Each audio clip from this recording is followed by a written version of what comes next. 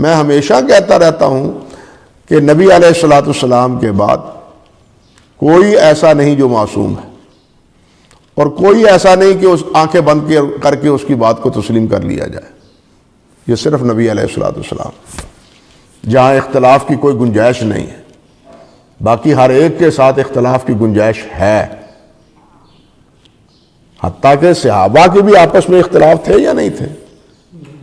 کتنا بڑا اختلاف ہے حضرت عبادہ بن صامت کا حضرت معاویہ سے، حتیٰ کہ حضرت عبادہ نے کہا میں اس شہر میں نہیں رہوں گا جہاں تم رہتے ہو.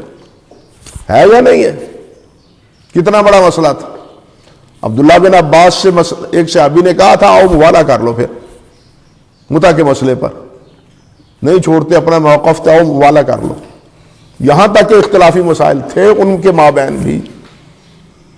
اس لیے میں کہا کرتا ہوں کہ صحابی کلہم نجوم نہیں بلکہ سبیل المومنین ہے. بحیثیت مجموعی دیکھنا ہے کہ سبیل المومنین کیا ہے. اکثر صحابہ اور کبار صحابہ کی رائے اور فتویٰ وہ کیا ہے، یہ دیکھنا چاہیے.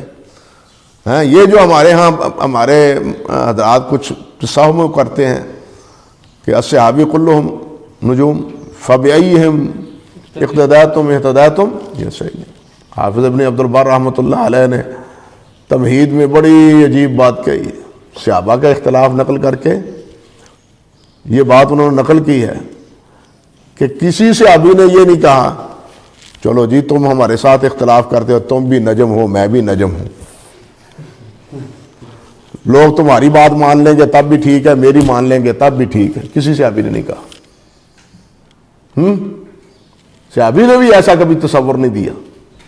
بالکل بہت اچھی بات کہی ابن عبد البر نے تمہید میں ایک جگہ.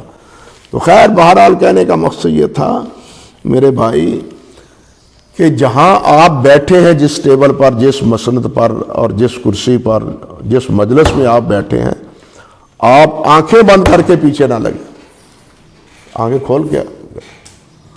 تحقیق کا تقاضا یہی ہے کہ انسان ہر چیز کو پہلے شک کی نگاہ سے دیکھے کہ یہ ٹھیک ہے یا نہیں، اس پر دیکھے.